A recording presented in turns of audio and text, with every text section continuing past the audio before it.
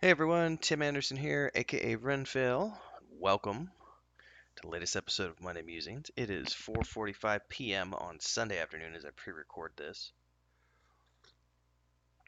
I just got up from my nap a little bit ago, had a shower, made some coffee. I'm settling in. Tonight we have the next session of Tabletop. We're doing combat testing tonight with Fantasy Grounds, which means we should be streaming next week is the plan, November 21st. I have been batching it up the last month because Chris has been gone. So today, I didn't go running today. Today was get the fridge cleaned, um, do a bunch of dishes, laundry. Tomorrow, I got to do more laundry, and I'm just doing house cleaning right now. So the house isn't a wreck when Chris gets home because, yeah, I was a little lazy when it came to house cleaning when she's been gone. So I got to make sure that that's all taken care of before she gets back. And I did a lot of Uber Eats while she was gone. Everybody knows I love to cook, but I just, she was gone, and I was like, you know what? I'm double vaxxed. She's not here. I'm going to experiment with a bunch of Uber Eats. And I found some good places. There's one burger place in particular I found that was just unbelievable. So I think when she gets back on Wednesday, assuming she wants burgers, I'm going to order them because they were really good. I might actually order something for this evening. I haven't decided yet. It's about 5. I could finish off the night with a fruit smoothie, which I may do. I haven't decided yet. Yeah, I'll figure that out later. I'm looking at the clock, just like debating, do I order something tonight? I'm not really hungry for anything, like nothing sounds good. It's like, you know what I would really love is some lasagna or some spaghetti, but I haven't made that. I should just do that next week. I should make some red sauce and have spaghetti and then make some lasagna and store it all in the freezer because I've emptied most of the frozen stuff while she's been gone. Because when we cook, we do big batches, so like if we cook a batch of beans, it's like enough for us to eat today and tomorrow, and then we usually have enough left for 3 to 4 more servings or 3 to 4 more meals in the freezer. And so there was just a stockpile of beans and lentils and my chickpea soup, split pea soup, sorry, hummus. Um, I can't remember what else was in there, but I've cleared out most of the freezer, so I'd say it might be time to do some red sauce. Plus, it's cold. I mean, I'm feeling good right now because I got the heater on and everything else, but it's been down into the mid 40s at night here, and I've been in sweater and sweatpants the last week and double bedspreads on the bed. So um, I think it might be time to do red sauce. Um, Chris will be back soon. Wednesday morning is the anticipated return. She should be home by. I gotta check her tickets again, but I think she'll be back by like 8:30 or 9:30 in the morning. We'll see how she feels. She opted to come back on the sleeper bus, which we have never taken. So Mexico has a really good bus system, and it's not like the U.S. where Greyhound. Greyhound is horrific. Here they have there's different ones. There's like ETN in the north, in the southern part, and from Mexico City in like the southern part, it's all serviced by a company called ADO, and ADO is a really good bus system. Like if you've ever come down here and you've ever gone on a tour, you've probably gotten on an ADO bus because when people do tours and they're taking you around to the various ruins and stuff, they pretty much everyone uses this bus line because it's a really good service, first class service. Their normal buses are really good. We've used those a lot, but they have a service called Platino, which is like the ultimate top of the shelf, and it's got sleeper cabins in it. We have never used them. We've talked about it over the years, and she flew out there, but on the way home she decided she wanted to try it out, and I was like, that's entirely up to you. Like if you want to do it, it's a 12-hour ride back, but she's leaving at like 7:30 at night, and um, it's just she's just planning on sleeping. So she'll leaving there at 7:30, getting here at 7:30, and she's just planning on sleeping the whole way. So we'll see. Um, I'm interested to hear her take on things. Um, but the reason she was gone, I wonder if I should say this. She probably doesn't want me to say it. Um, uh, we are prepared. We're not moving at any point. We're not planning on moving at any point in the near future. But we are setting ourselves up so that when we're ready to move, we can. Um, and we have it's not finished yet. The process is not entirely finished. We still have to wait for everything to get approved. Um, there's some final stuff that has to get sent through the mail and stuff, but we purchased a home, um, and in the countryside near where her family lives. And we haven't been out there. I mean, those of you who've been around a long time, I used to do some videos when, because we went out there in 2014, in the beginning of 2014, right when Saga Blucima was first getting going. We went out there because we needed a place to hole up after Christina's surgery, and we stayed with her family for about 8 months.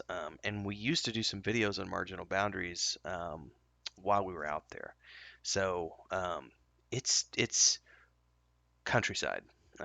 This is where, if you've ever seen Predator, this is where they filmed most of Predator, was out in that area. Like the waterfall that Arnold Schwarzenegger jumps off of in the Predator movie is like 45 minutes from the place. And like we've done a bunch of tours out there. They got the ruins of Palenque, which and then the ruins of Tikal, which are in Guatemala across the river. That's where in A New Hope for Star Wars, when they're in the jungle on Yavin 4, and you see the ruins sticking up out of the jungle. That's that part of the world. It's just jungle and rolling farmlands and lots of Mayan ruins. And I mean lots. Like we've got pictures. Like you can go out into the countryside and just go drive. Palenque, they've actually, and Tikal, they've uncovered because those are major tourist attractions. But there are massive cities that are just, they've never been uncovered because the government doesn't spend the money to uncover ruins unless a university goes out there or archaeologists come in and they're doing a specific region. So, for example, you can go driving out in the countryside. It'll be, foresty jungle, then you get out into the forest, and then you get out into the rolling hills, which looks a lot like Missouri or Arkansas. It's just lush rolling hills and rivers and stuff. And there will be like cows, and in the middle of the field, in the middle of the pasture, there will be like four or five um, the tops of pyramids, and they'll be like 30 feet high. And it's just below that is another, 60 feet or whatever of a pyramid that's just been over all these centuries has just been covered in overgrowth and dirt over the years. And so the only thing you're seeing is the top, 30, 20, 30 feet or so. It's pretty wild, actually, to be honest with you. And the only downside out there is the internet is still not great. Um, in the place where we're, setting things up for the future, they do have very basic internet, like 20 megabyte down type internet, so not enough to really work off of per se. Maybe, I don't know. Um, wouldn't be enough to stream off of for sure. But that's why I'm hoping Starlink continues to do good things, because theoretically they were supposed to be down here in October for the beta of Starlink.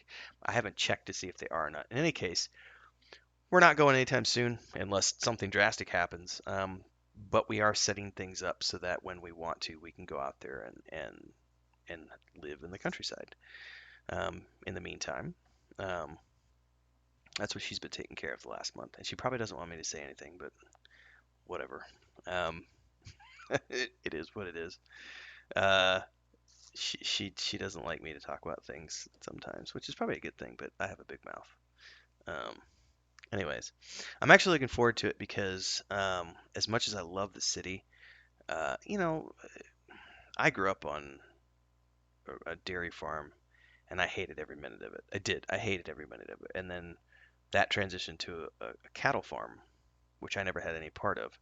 Um, and I've gone, my brother's very much involved in that. And as an adult who's not being forced into it, the idea of owning a few small animals and having my own garden and that kind of stuff really appeals to me. And Chris and I are on the same page with that. So that's really the motivation to do this was, we're 40 now. It was like we need to get our own place and have a place so that, when we're 50 and we're ready to leave the city, or whenever it is, whenever we've decided that we're done with the city and we don't need to be in the heart of technology and all this other stuff, we can go and have our quiet little place and do that. So that's what we're in the process of doing. And whenever we do that, I will definitely be sharing. That'll be marginal boundaries content, because we've kept marginal boundaries. It's not alive. It's in hibernation mode, but we've kept all the social media channels, all the YouTube channels, websites still up. It's still my primary email, that I use for everything. And I think I talked about this last episode or the week before. We've talked about some stuff that we want to start doing here in Mexico. And we've talked about whenever we're ready to make that transition, we'll be doing that. That'll be the idea, is that we'll do that full time apart from game development and stuff. We'll be just doing road trips and camping and stuff. We'll see. Anyway, she's on her way back from that. So all the paperwork got finalized last week.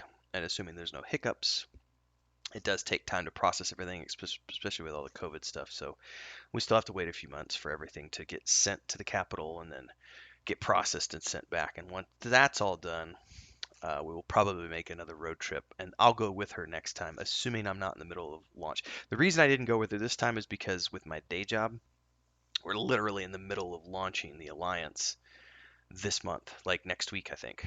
No, sorry, this week, the 17th, I believe. Let me double check the calendar.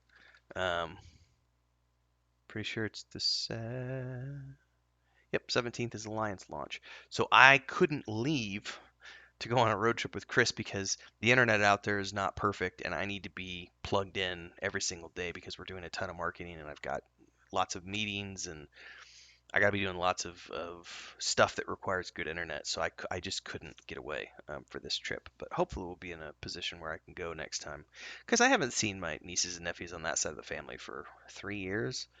I think we went there when we first moved here. Ooh, that's been closer to 4 years. When we first moved here, because we took a lot of our stuff out there and stored it at her mom's.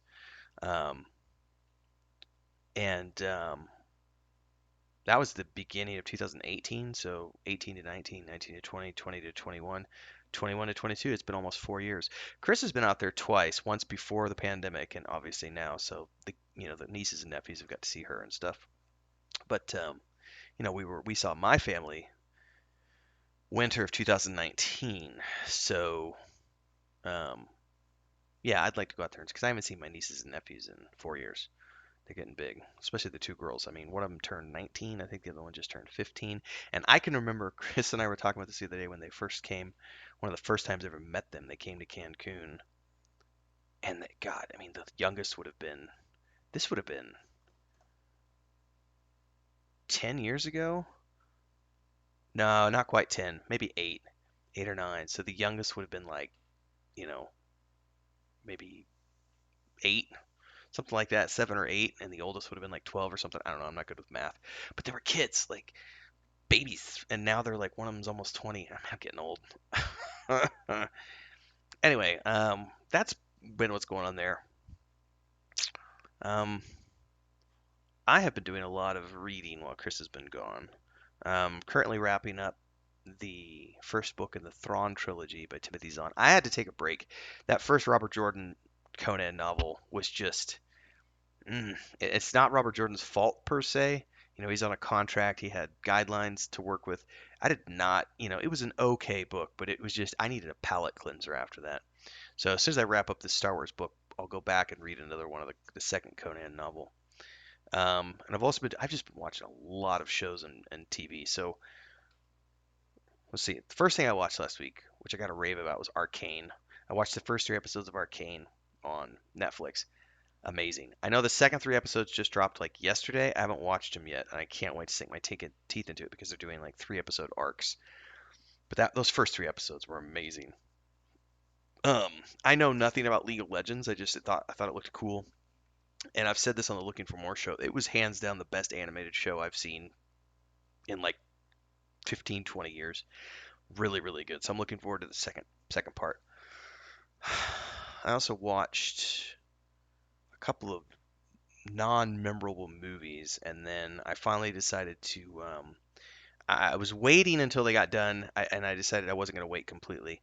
There's 2 episodes left as of this. Well, one has come out, but I haven't watched episode 9.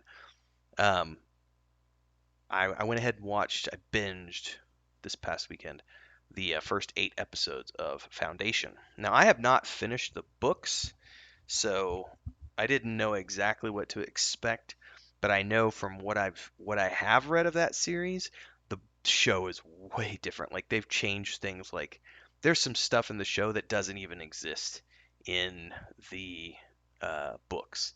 So I'm sure that purists have seen it and have gone like, yeah, whatever. It was entertaining. The first few episodes were really slow. Things started picking up towards the middle half, but there's still I feel that there's too much time jumping around to really make a cohesive show out of that. Um, I don't know. It was good. Not the best thing I've ever seen, but it was worth. I binge watched it. I watched like 3 episodes the first day and then 5 episodes the next day. Like I literally, it was just or no, yeah, 3 and 5. So I sat there yesterday and did 5 episodes. No, that's not true. Was it? I watched something else yesterday too. It's not true. I did 3, 2, and 3. Because then I watched 3 episodes of something else. I don't remember what it was. To be honest with you, I can't remember. That's bad.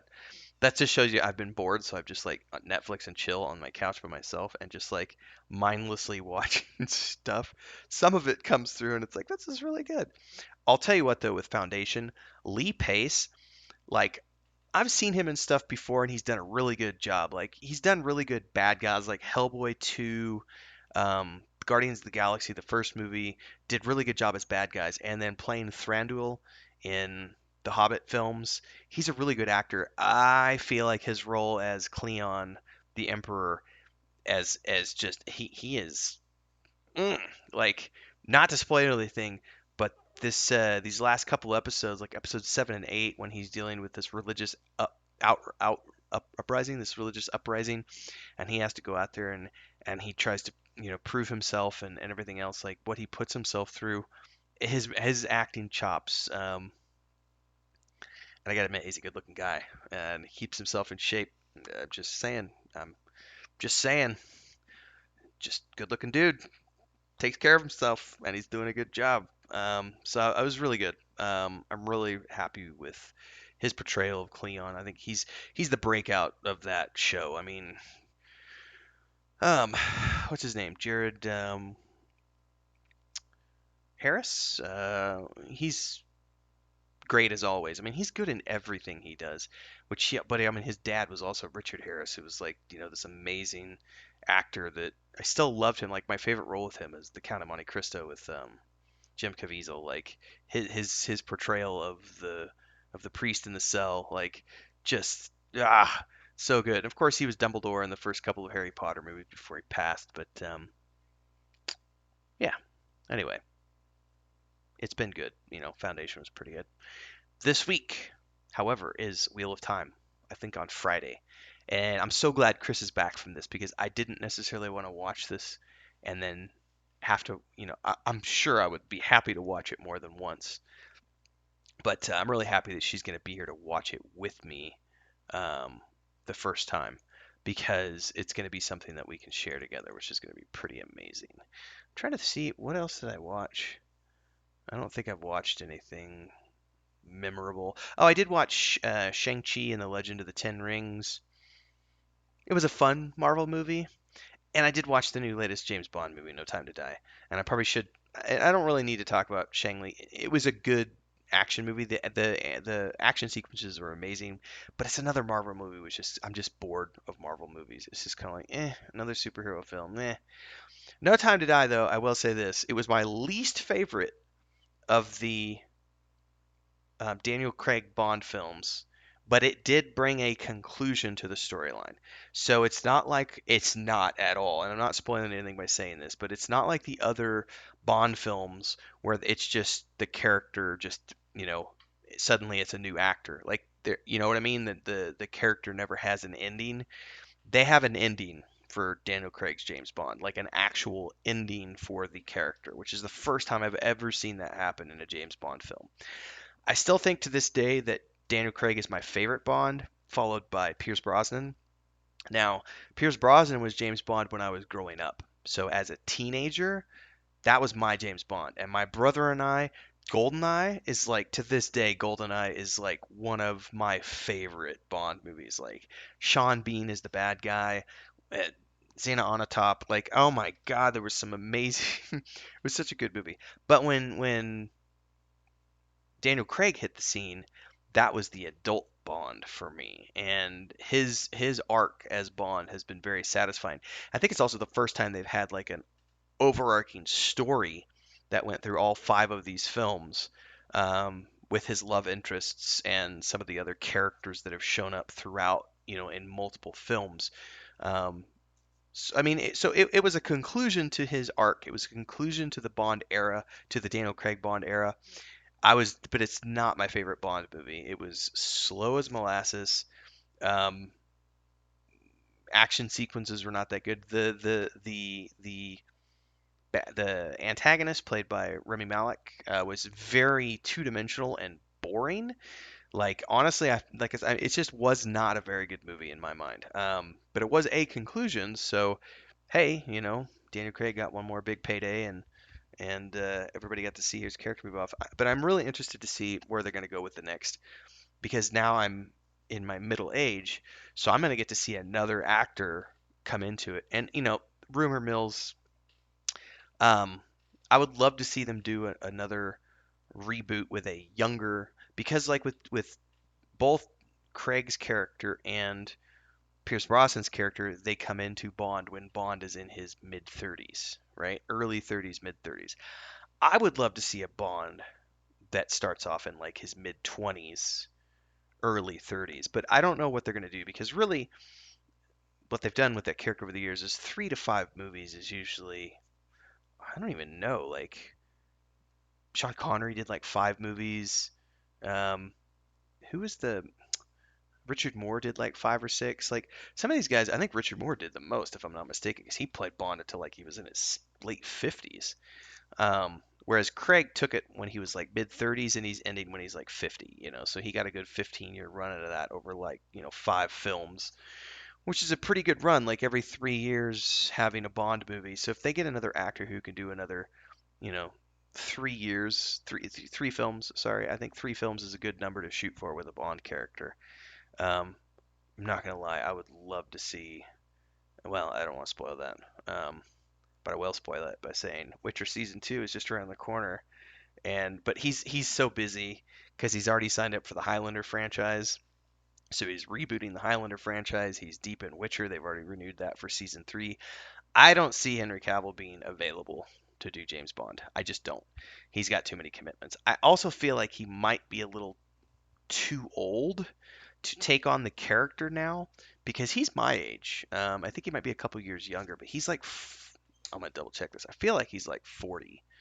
Uh, Henry Cavill. I feel like he's like 38 or something. Yeah, he's 38. So he might be on the upper end of what they would consider for a Bond character, because he's already, considering his existing commitments, he would be 40 before they would be able to start filming with him, which gives him a very limited window to run as Bond. But I know that there's been speculation that he was up for the role, but who knows? There are a lot of good actors that could fulfill it, and I'm gonna wait like everybody else and see who is the next Bond.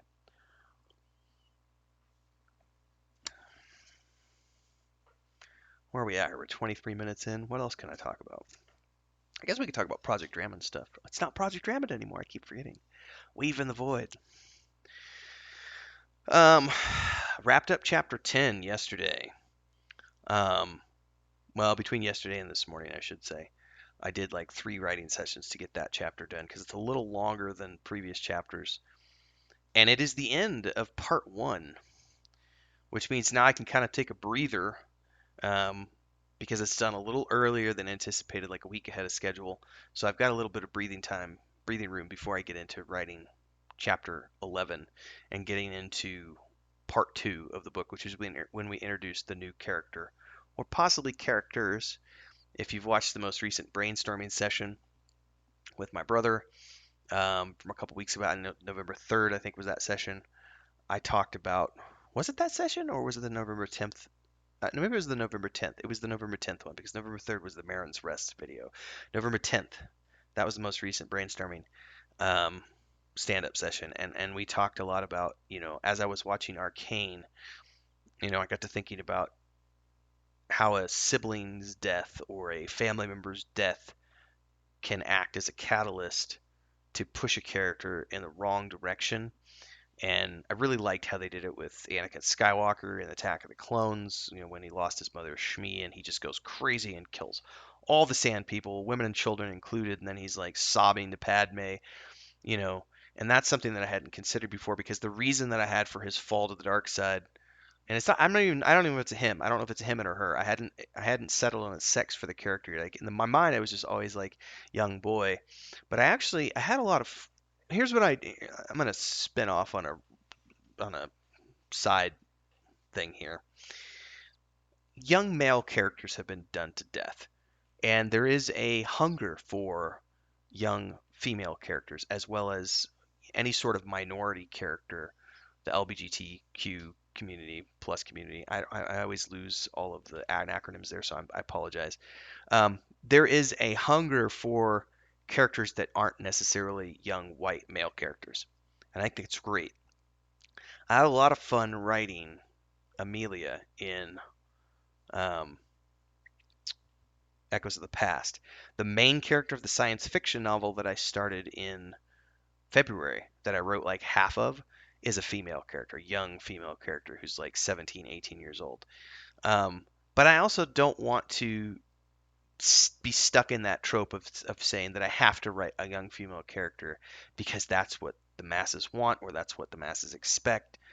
Um, because I know that I feel like if you look at Sanderson in particular, he's done that. Like and he does it well, but it's also kind of a thing where like his first big series, like the main character was a young female.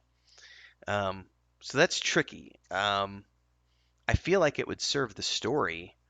Um, it could serve the story, and it might be better for it if it's a young female character. So we'll find out. I haven't decided on the sex yet, but I know the original arc, which if you've read the outlines up on Patreon, um, I never determined the sex of the character, and the arc that that character had included a fall to the dark side, which I'm using as a generic term for just starting to become a lost soul that needs to be brought back. Um, there is there's already that there, but it was in retrospect it's kind of weak. It could be stronger. And so after having watched Arcane, it got the juices spinning. And so now I need to iron that out over the rest of November because I need to get that figured out in my head and adjust the outline accordingly so that I can start writing part two. Because from here on out, the outline's already been set. I didn't have an outline for chapters 1 through 10. I just was like, I need to have this prologue, which ended up turning into part one. I need this to take place in Parthonic because when I sat down to write it, I was like, "There's no way I can do the fall of the city in like 3 or 4. I can't do that in a prologue because if you go back to the first brainstorming session that my brother and I did back in like March of 2021, we talked about prologue's going to be the fall of the city and we're going to do this, this, and this, and then I sat down to write it and I was like, this is not going to work. Like I can't do that even in like even in 10,000 words. I can't do that. I need more space. And I'm like 20. Let me open it up and I'll tell you, I'm 20,000 plus. We'll take a look real quick, but um, hang on, I'll tell you. We're almost to 22,000. We're like 28. Excuse me, we're like 21,800 words more or less. So we're just shy of 22,000 words. That was part one. So I feel like I did justice to that. Now, I have a feeling that will get expanded quite a bit because I wrote these chapters purposefully a little short. I kind of shot for 2,000 words for each one because I wanted it to be something that worked good for Patreon. But I'm also starting to think that I'm I'm making them short for no reason. Like I feel like there's room to, and there's things I want to flesh out more. So whenever I go back and I do the revisions for the final book form, I have a feeling that some of those chapters are going to end up a few hundred words longer, um, because there's some areas that I want to flesh out a little bit more. We'll see. In the meantime, what I'm getting at with the outline and everything else is I got to figure out what I'm doing with the main character, this other main character. It's not the main character, but it is the younger protagonist who's going to form. And originally, if you listen to the original brainstorming episodes and some of the things that I used to do on YouTube, I talk about how like the the main inspiration for what I had in mind for that character was looking at the story arc from Star Wars Rebels. And that character who's a very young child, or teenager who gets caught in the middle of a heist and gets drawn in, and that's exactly how our outline plays out. I really love that. And if you look at like the first few episodes of, the first episode of Arcane, it's a heist, with these kids involved. So that's a very good, it's a very fun thing to do. Um, so I'm gonna stick with that, but I just got to decide if I want to make this character have a sibling or not. And if it does have a sibling, I need to decide, is that sibling a twin? And does the sibling die? Or is the sibling a twin that gets converted to the other side? And that is the catalyst. Like, I haven't decided what's going to happen yet. So I got to let those creative juices stew over the next couple of weeks before I get to that. But that's coming right on the corner because December is chapters 11 and 12. So I got to get those, got to get cracking on the outline. At some point, I need to finish the sci-fi novel that I started writing at the beginning of this year. Um, I did that in the dead space I had between the start of the year and the launch of Project Drummond. I knew I had a couple of months in there, so I just started working on this idea that I had. And I've had the idea in my head for a very long time. And I told my brother about it like 4 or 5 years ago. And so when I found myself with some spare time, I started working on it. Now, that first draft is not anywhere near where I want it to be, but it's more at this point about just getting the words down on paper so that I've got it all out there. I do not envision that as a franchise starter, so to speak. Um, that is a standalone novel with the potential to be turned into a duology. Because I do have in the back of my mind, and I have had for a long time, what the second book could look like. But I don't I'm not anticipating doing it that way. I'm just saying that I have an idea of where the second book could go, but it would have a finite end in mind. It's not like, say, the Saga of Lucimere, where I knew it was going to be a four-part volume, or what I'm working on now, where we've looked at it and said we think it's going to be two books. It might be three. Um, but I've never published a book through a traditional publisher. I've always done self-published. There's never been a reason to do it any other way because I've made a good living at self-publishing for a long time now. Like, I launched my writing career working for other people in 2008, 9, 10, and then in 2012. So 8, 9, 10, 11, I did working for other people. And then 2012, I launched my first book, which is the Expat guidebook, and that sold lots of copies. I did about $50,000 in sales that year, which was really good considering I was living in Cancun and I didn't need but a fraction of that to live off of. And that got me into self-publishing. And then I sold my Cancun guidebook, was the bestseller for like 4 years. I did a guidebook for Bogota, Colombia. I did a guidebook for Sofia, Bulgaria, the places I had lived. Then I did what was the other book I did? Oh, back when I was, when content writing was still a big deal on the internet, I did a book called, I don't remember what it was called anymore, but it was like it was like how to make a living as a content writer and make a minimum of $50 an hour working for content mills and stuff. That sold pretty well. And then I also did, I really can't remember the name of it now, but there was like a travel blogging um, how-to book that we did, like the business. It might have even been called the business of travel blogging, because that was when Chris and I were hip deep in our public speaking careers were launching. We were doing all the workshops and all the consultations and everything else. So I did, and I think that was the last book I did before I switched over to game development, which that would have been like 2014, 2013, I think was maybe when I did that book. So there was a, 2000, between 2012 and 2013, I did like half a dozen books, and those continued to sell very well up until probably I think around 2015 or so was when sales kind of trickled off because I just quit marketing them because I was working on Saga of Lucemia and doing public speaking gigs and consultations to make cash and marketing stuff. Um, so I'm familiar with self-publishing, and we self-published Echoes of the Past. We're self-publishing this book. Um, I've always been of the opinion, man, this is turning into a long episode, so have fun with it. I've always been of the opinion that I don't see any reason to share huge chunks of profit for something when I can go out there and do all the marketing and networking and stuff on my own. Like if you go with a publisher, and I'm not saying this is true to, it's not necessarily going to be the same deal with everybody, but with many book publishers, if it's your first book, and most, it's really weird how a lot of places still don't consider self-published to be legitimate. They're like, no, it's your first published book, therefore you're only worth this amount. And to this day, what I have seen and the people I know who have been in the industry, your first publishing deal, you're only going to get a few $1,000s. Let's say you're lucky and you get $5,000 or $6,000 as an advance on your first novel. Um, and traditionally, the way it works is the publisher is going to want to keep like 95% of the sales, and you're going to get a meager single digit percentage of net sales.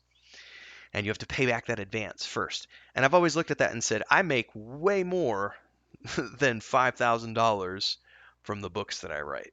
So why would I want to do that? Why would I want to give someone that much of the profit? However, I also realize that there are additional opportunities that come from being published through a traditional publisher. One of which, if you can establish a relationship with a good agent, that is something that can be worth its weight in gold beyond helping sell that first book, because that can help you land opportunities that you might have missed out on, because that's the one thing that still remains true these days is agents are the gatekeepers. Like, you have to have an agent to get through the door with a big publisher. Independent publishers are not so much. You can just send stuff in and talk to them directly. But if you want to get in with some of the big publishers, and that's where, everyone wants to shoot for, because that's worth it at that point. Because then you're going to get, obviously, your first contract might be a little low, but once you get through the door with those guys, that's when you can lead to big publishing deals. And also, if they believe in your product enough, they're going to be willing to put marketing dollars behind it. This is key. And if they're willing to put marketing dollars behind it, you can end up having a bestseller, at which point, you know, it's less about the percentage that you're getting and more about the number of eyes that you're getting on all of your stuff. And then your next contract is bigger and better. And I'm older now, and I've done self-publishing long enough. I'm like, I can still do self-publishing for all of these other projects, but I would like to try to pursue that other avenue with something. The problem has always been the things that I tend to work on are big. Not as big as, say, Sanderson, but like, that Echoes of the Past was a 200, and like the first draft was, I think, like 212,000 words, and I got it down to like 202 or something like that.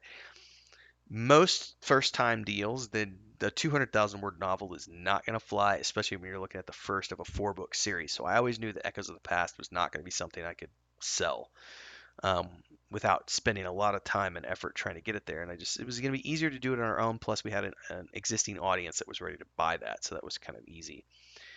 Um, Same thing with this, because we're doing it through Patreon with Weave in the Void.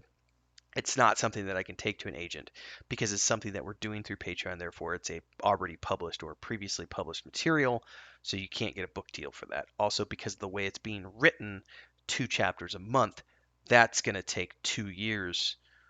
Realistically, if you think about that for a minute, if I'm doing 50 chapters, um, and I'm only doing 2 chapters a month, sorry, 2 chapters a month, that means I'm only doing 24, 25 chapters per year, if that makes sense. So it'll be 2 years for me to finish it up. And from a publisher standpoint, like, they don't necessarily want to wait 2 years. Now, they might if you're Patrick Rothfuss or George R. R. Martin and you're taking 10 years between books. But realistically, what I'm doing, I'm rambling here. What I'm doing with that other science fiction novel is the goal was to have a 90,000 word first draft and turn that into a roughly, who knows, 80 to 100,000 word novel that is a standalone book that I can shop around to agents and see if I can't get a traditional book deal. I don't care about making money with that particular project. That's more of an experiment just to finally see if I can get an agent and get something out the door. Because if I can, then that leads to potential partnerships for things that we're doing later on down the road with the Weave and the Void. And that's what I'm more interested in than the amount of money I can make with a standalone novel. Because realistically, I might only get $4,000 or $5,000 for that book, um, unless somebody believes in it and wants to push the marketing angle. But I would be happy with, finding somebody who wants to give me a $5,000 advance and just send that out there, sell a few thousand copies, and then move on to what's next. Because what's next is lots more stuff in Weave in the Void, and then Saga of Leucemia, which I would love to go back to, and at some point, because I've got everything's there. And for those of you who are listening at this point, we're 40 minutes in, so this is probably only the hardcore folks like Liam. Um, the thing with the Saga of Leucemia is because it's tainted now because of what happened. Obviously, I still own 100% of the rights to everything. They abandoned the MMORPG, um, but I don't think that I want to continue it under that same name, just because it's tainted at this point, and I have a sour taste in my mouth because of that, and I know a lot of other people have a sour taste in their mouth because they put money into it and they're not getting their just desserts. Um, so what I will probably do with that is just change the name. It'll just, instead of being called Saga of Leucemia, it will be called something else. I don't know what yet, but I've given this a lot of thought. I've talked with Chris and I've talked with my brother, and the idea is that later on down the road, because I've already written the first book's already there, second book's already halfway written. The outlines have been there for 12 years or whatever now. And I would like to go back to that world and finish that series out, but I don't want to do that self-published. That would be something like, I'm not saying this is me, this is hubris and ego and everything else, but looking at Sanderson and saying, his first published book was Elantris, right? If I'm not mistaken, which was a standalone novel at the time, and then he was able to do Mistborn, and then he did Way of the Kings, the new series that he's doing, this big epic one.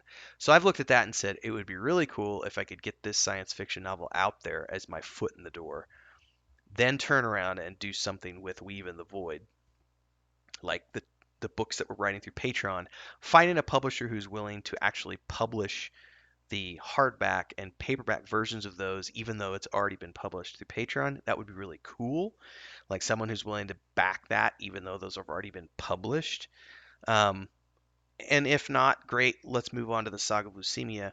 But the problem there is that the first book has already been published, so even if we change the name of the series, it's probably still going to be considered a previously published material. So we have to find someone who's willing to take a risk on republishing a first book that some people already own, but having it rebranded as a completely different series.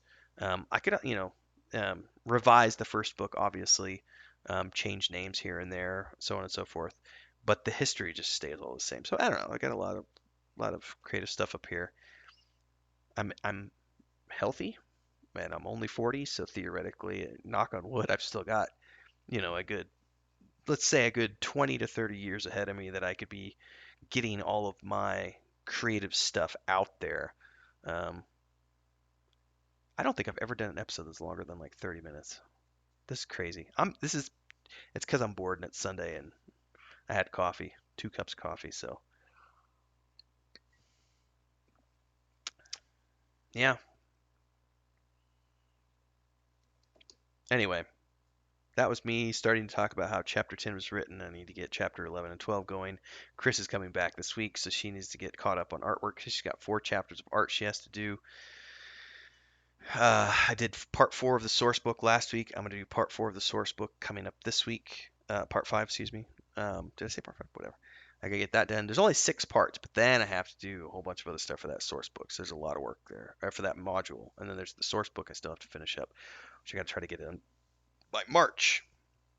And then, yeah, we're starting tabletop next week.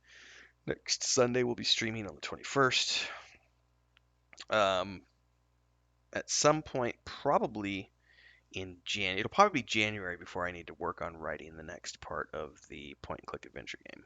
Unless Joey needs it sooner than that. I highly doubt that we'll need it that quickly because I think in his mind we want to get the next two or three scenes kind of designed and built before we worry about populating them with NPCs and objects and stuff. That way we've got enough room to play with.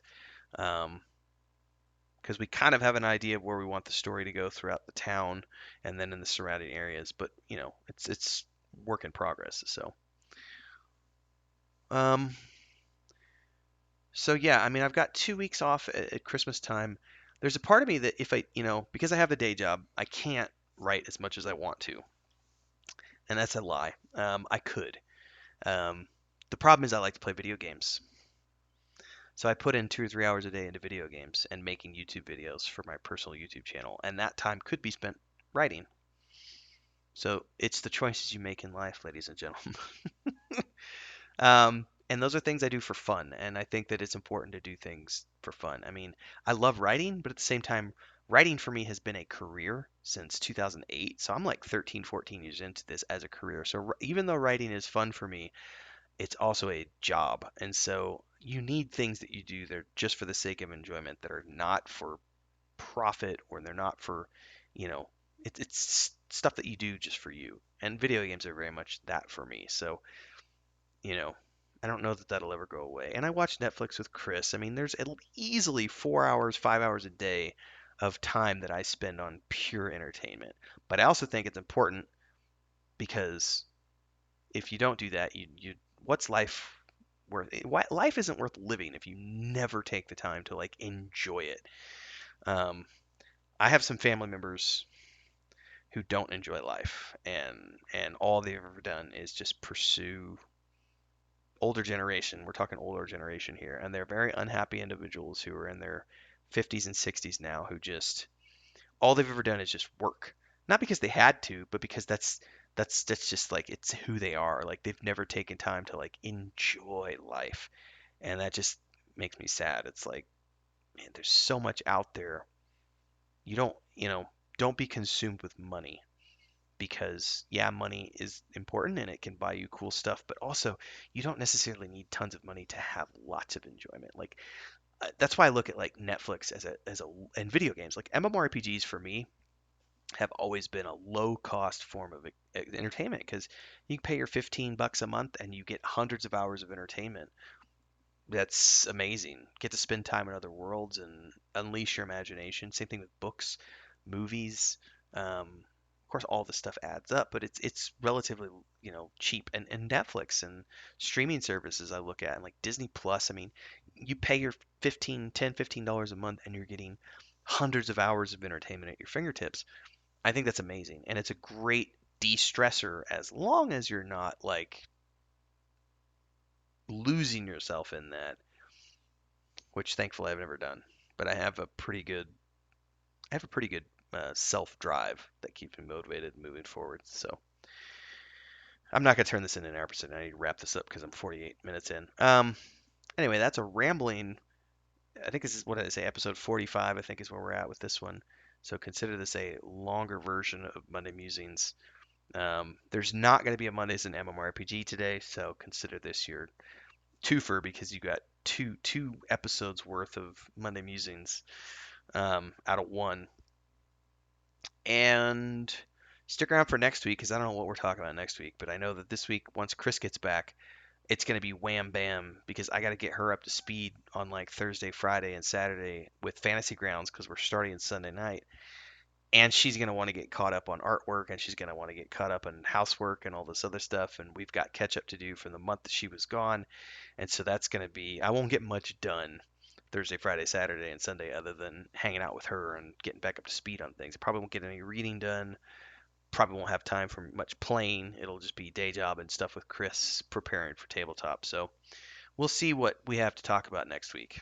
In the meantime, thanks so much for following along.